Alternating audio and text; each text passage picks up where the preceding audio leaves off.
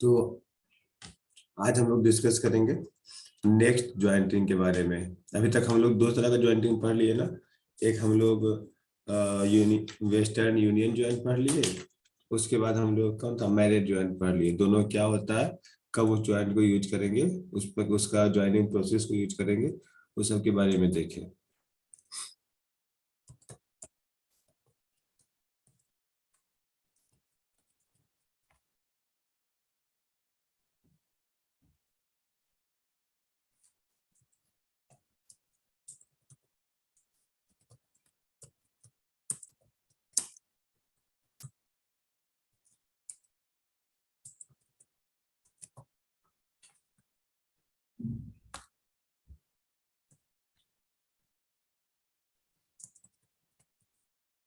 आज कितना number lecture होगा?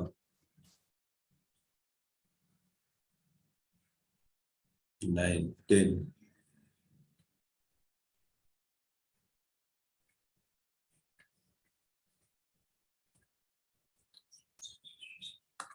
ये सबको ना बारी बारी से अच्छे से देखते आना, बहुत इंटरेस्ट आने वाला है। इसके बाद जो टॉपिक स्टार्ट करेंगे सब में मतलब सब सारा टॉपिक इंटरेस्टिंग ही है, लेकिन थोड़ा इंटरेस्ट लेना पड़ेगा इस पे। आराम आराम से देखते जाएंगे। चलो फिर स्टार्ट करते हैं।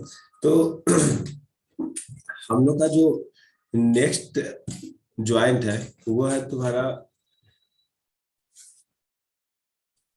सिंगल ब्रांच स्प्लाइस या फिर tap joint.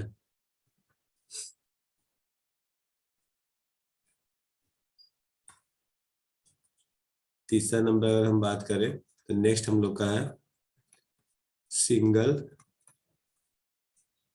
Branch splice, splice या फिर ज्वाइंटिंग, या फिर इसी को हम लोग बोलते हैं टैप ज्वाइंट। अब बात है कि अब ये ज्वाइंट होता क्या है, आखिर इसका जरूरत क्यों पड़ गया। अभी तक जो जो दो टाइप का ज्वाइंट पढ़े, क्या उस प्रोसेस से सारे वायर को हम नहीं कनेक्ट कर सकते हैं? कर सकते हैं, क्यों नहीं कर सकते, लेकिन सबका अलग अलग तरीका होगा ना। अभी तक हम जो देखे कि उसमें था कि चलो कोई दो इंड का वायर होगा कुछ इस प्रकार से, कि मान लीजिए कुछ ऐसा वायर है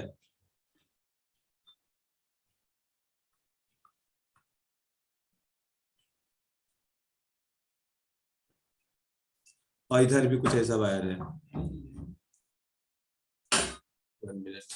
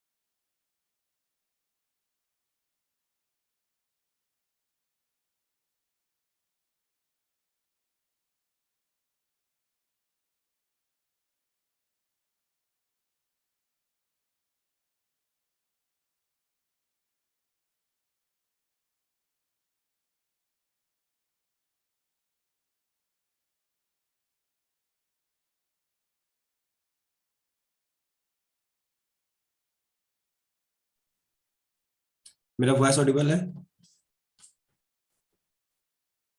यस सर। अच्छा, हम ऐसे ही बोलते जा रहे थे। अब देखो, तो हम ये कहना चाह रहे हैं कि जो मेरा नेक्स्ट ज्वाइंटिंग प्रोसेस है, तो कहने का मतलब क्या हो गया कि कोई वायर ऐसा है जो हम डायरेक्टली कंटिन्यूअस है, वो कहीं पे ब्रेक नहीं है, ठीक है, लेकिन हम क्या कर रहे हैं, उसको बीच से टैपिंग लेना चाह रहे हैं, मतलब उसमें कोई अदर वायर हम कनेक्ट करना चाह रहे हैं। उसके लिए क्या करेंगे, उसके लिए हम एकदम जो हम बोले थे कि उसको थोड़ा सा कट लो, जो मतलब बोल सकते थे, कौन सा फैशन का नाम लिए थे तुमको, टैपर्ड फैशन, ठीक है, टैपर्ड फैशन के रूप में हम वायर को कट करेंगे। और कितना कट करेंगे उसका डायमेंशनिंग हम लोग को ध्यान रखना है। उसके बाद उसमें कौन सा वायर को ऐड करना है, जैसे अगर हम यहाँ पे बात करें तो कोई इस टाइप के वायर को हमको उसमें कनेक्ट करना है, तो कैसे कनेक्ट करेंगे। तो यहाँ पे देखो, यहाँ पे जो बता रहा है कि इस वायर को ना आप कुछ लेंथ से आप उसको इंसुलेशन, उसके इंसुलेशन को रिमूव कीजिए और फिर इसमें ट्विस्टिंग करना स्टार्ट कीजिए। तो इसको आपको ट्विस्टिंग कुछ इस प्रकार से करना है, ठीक है। उसके बाद अगर हम देखें तो ओवरऑल हम इस प्रकार से ट्विस्टिंग करेंगे और फिर ज्वाइंट को फिनिश कर लेंगे। इतना ही तो पढ़ना है। तो ज्वाइंटिंग तो चेंज हो गया, अभी तक हम दो इंड को ज्वाइंट कर रहे थे। अब है कि एक इंड कटा हुआ नहीं है, उसमें दूसरे एक अदर इंड को उसमें हम कनेक्ट कर रहे हैं, ठीक है। तो इस प्रकार की वाइंडिंग को हम लोग बोलते हैं सिंगल ब्रांच स्प्लाइस या फिर ट्विस्ट टाइप ज्वाइंट। चलो इसके बारे में थोड़ा बहुत देख लेते हैं।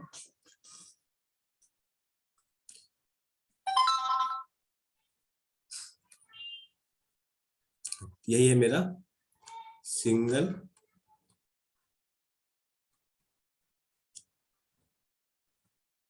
ब्रांच स्प्लाइस या फिर इसी को बोलते हैं टैप ज्वाइंट। तो इसमें हम क्या क्या लिख सकते हैं, सारा प्रोसेस तो जान गए, बस लिखने का प्रोसेस कर लेते हैं, आखिर किस किस चीजों को ध्यान में रखना है। सबसे पहला, अगर हम यहाँ पे बोले ये ज्वाइंट का जरूरत का पड़ा, तो हम लिख सकते हैं tap joint is used when electrical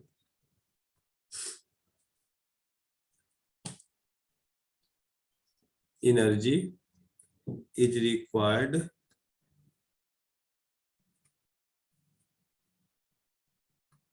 to sent इन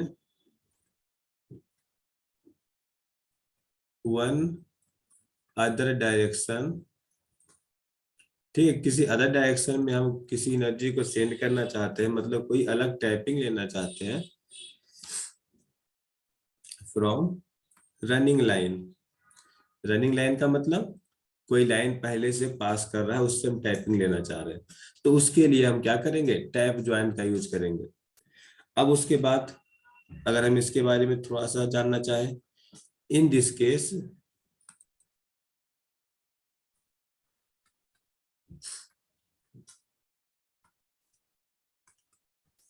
अगर हम यहाँ पर देखिए, इसमें क्या होगा, एक तो ये रनिंग वायर है, उसके बाद इसमें जो तुम्हारा अलग से जो वायर लग रहा है, तो एक ही अलग से वायर लग रहा है ना, जिसको बोलते हैं one end wire, end wire बोलते हैं। तो इसमें तो इंड वायर एक ही है और सब में दो इंड वायर था। तो अगर हम यहाँ पे बात करें, one free end of the wire is available, ठीक है। अगर ये वन ही इन अवेलेबल है, तो वहां पर तो हम ये ज्वाइंट का यूज नहीं कर सकते, वेस्टर्न यूनियन का यूज नहीं कर पाएंगे, ठीक है। तो हम यहाँ पे लिख लेते हैं। पता है ना, मन में आ रहा होगा कि फिर इसको वेस्टर्न यूनियन क्यों नहीं बोले, यहाँ भी तो वायर कनेक्ट ही हो रहा है। तो इसलिए नहीं बोले क्योंकि यहाँ पे सिर्फ वन इंड ही वायर है। 10 the twist joint, twist joint को ही वेस्टर्न यूनियन बोलते हैं। Twist joint is not possible. क्यों, क्योंकि इसके लिए जो जो जरूरी होता है वो टू इंड वायर चाहिए, which necessary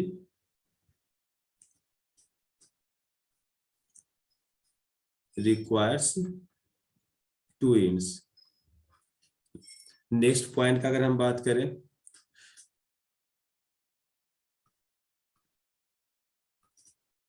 so in this case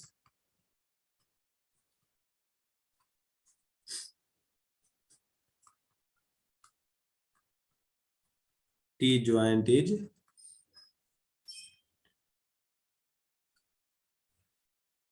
necessarily made. मतलब क्या हो गया इस केस में, हम जो ज्वाइंटिंग करेंगे टी टाइप का ज्वाइन करेंगे, जिसको हम लोग टैप ज्वाइंट बोलेंगे। ठीक है, अब आते हैं इसके ज्वाइंटिंग प्रोसेस में। तो ज्वाइंटिंग प्रोसेस तो सारा कुछ तो मालूम चलिए कि आप पहले भी जो पढ़े हैं उसी को तो यूज करेंगे, और तो कुछ करना नहीं है। तो हम बस step by step short view में लिखते जाते हैं, क्योंकि अब लॉन्ग व्यू से कोई फायदा नहीं है, सारा कुछ पढ़ चुके हैं पहला में। तो jointing process, joining process, joining process पे आते हैं।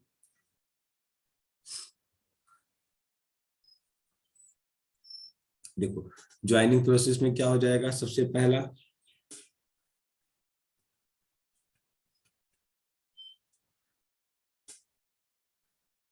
पहला इंसुलेशन को रिमूव करेंगे। अब यहाँ पे इंसुलेशन दो टाइप का हो जाएगा, एक ये फ्री एंड वायर का और एक रनिंग वायर का। ठीक है, तो दोनों को अलग अलग तरीके से रिमूव करेंगे, उसको बस ध्यान में रखना है। तो remove the insulation of running line,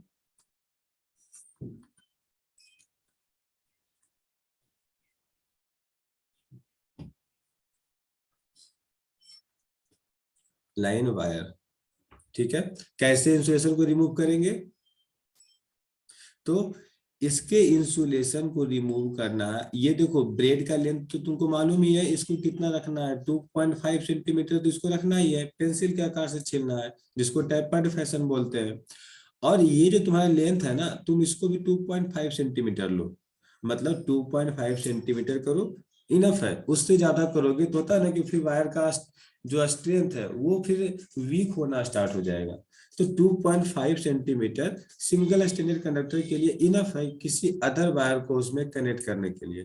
ठीक है, हम 2.5 सेंटीमीटर का इसमें हम इंसुलेशन हम रिमूव करेंगे। तो हम यहाँ पे इसको लिख भी लेते हैं, कहाँ गया, remove the insulation of running line wire for a length of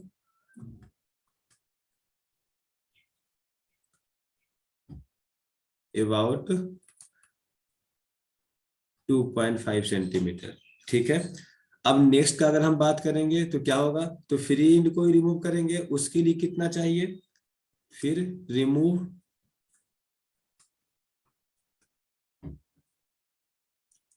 the insulation of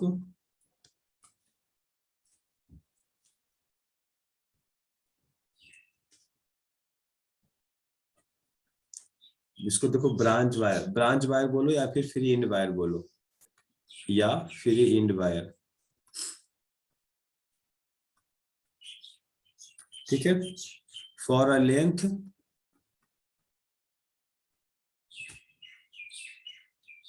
about 7.5 centimetre. देखो यहाँ पे ज्यादा कट करना है, उसमें 2.5 सेंटीमीटर को रिमूव करना था, और यहाँ पे बोल रहा है कि ये जो आपको रिमूव करना है ना, कितना लंबा लेंथ लेना है, तो 7.5 सेंटीमीटर इतना लंबा तुमको इंसुलेशन को रिमूव करना है।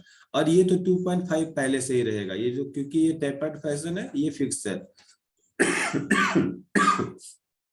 ठीक है ना, अब हम इतना, जब हम इंसुलेशन को रिमूव कर लिए, अब हम वापस ज्वाइंट करेंगे इसे।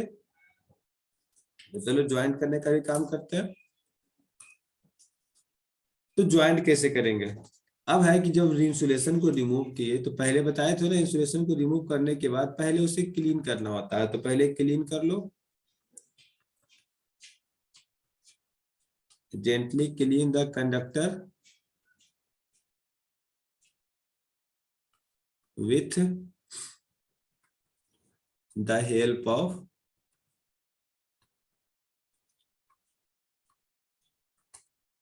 Double zero sandpaper. ठीक है, नेक्स्ट का अगर हम बात करें, नेक्स्ट क्या होगा, अब दोनों को ज्वाइंट करेंगे। कैसे ज्वाइंट करेंगे,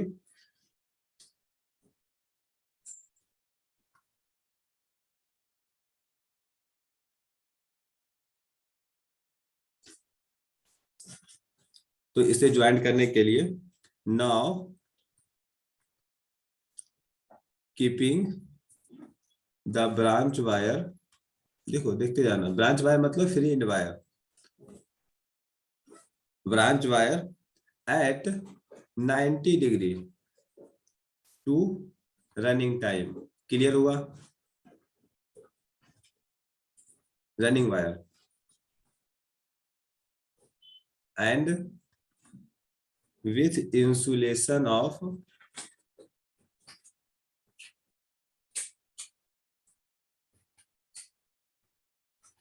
both wires near to each other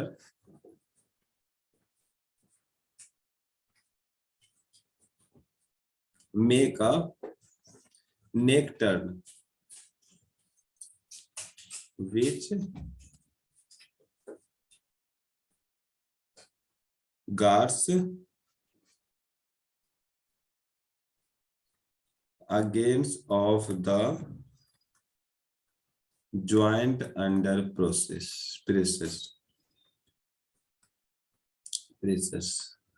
ठीक है। अब देखो ये क्या बोला कि अब आपका जो ब्रांच वायर है उसे आप क्या कीजिए, जो किसी मतलब जिस साइड हम उसको नेक टर्न देंगे ना, तो उसके फर्स्ट मतलब इन के साइड, तो ये तुम्हारा इंसुलेशन है, हम इसके नजदीक से उससे नेक टर्न देना स्टार्ट करेंगे मजबूती के साथ, ठीक है। और उसे मतलब इतना रखो कि 5 6 7 8 टर्न तुम इसमें एकदम स्मूथली तुम वहां पे अच्छे से कर लो कि अगर मान लीजिए 5 6 7 टर्न हो गया, 5 से 8 के बीच में ज्यादा है, ठीक है, उससे ज्यादा नहीं करना है। तो 5 से 8 टर्न तुम वहां पे कर लियो, उसके बाद तुमको उस कंडक्टर को कट कर लेना है, जो भी कुछ पोर्शन अगर बच गया होगा तो उसको कट कर लो और उससे अच्छे से प्लायर्स का हेल्प से जो तुम्हारा पिलास होता है उससे अच्छे से टाइट कर लो, ठीक है। तब तुम्हारा कनेक्शन एक मतलब बोल सकता है स्मूथली वो ज्वाइंट हो जाएगा। उसके बाद हम क्या करेंगे, जब ज्वाइंट हो गया तब हम उसमें सोल्डरिंग कर लेंगे और फिर टैपिंग कर लेंगे, अब तो फिर कुछ रहा नहीं। तो ये था तुम्हारा नेक टर्न। इसको हम लोग ये जो ज्वाइंट कर रहे हैं ना, तो ज्वाइंटिंग को हम लोग नेक टर्न ही बोलते हैं कि किस प्रकार का ज्वाइंट करना है, तो नेक टर्न करना है। एक पार्ट एक एंड को कंडक्टर पे रखना है और दूसरे एंड को उसको ट्विस्ट करते जाना है, जिसको हम लोग बोलते हैं नेक टर्न। ये हो गया neck turn for making T joint. चलो अब नेक्स्ट देखते हैं।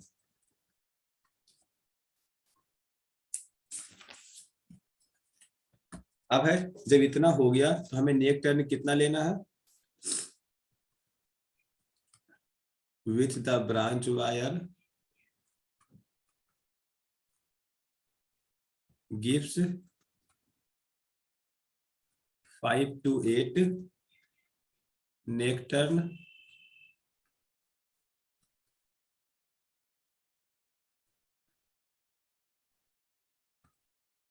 ठीक है।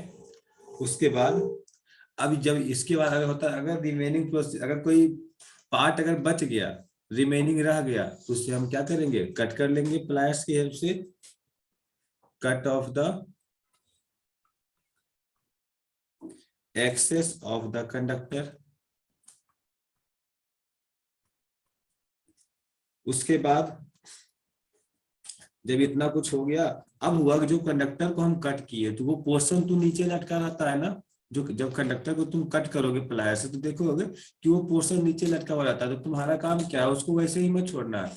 अब तुम प्लायर्स के हेल्प से उसको प्रेस करो और उसे कंडक्टर के साथ अच्छे से चिपका दो, एकदम प्रेशर दे करके उससे अच्छे से चिपका दो, ताकि तुम उससे उस पर तुम हाथ भी फेरो ना तो तुमको कुछ चुभे नहीं, इस प्रकार से वो होना चाहिए। तो यहाँ पे हम लिख सकते हैं नाउ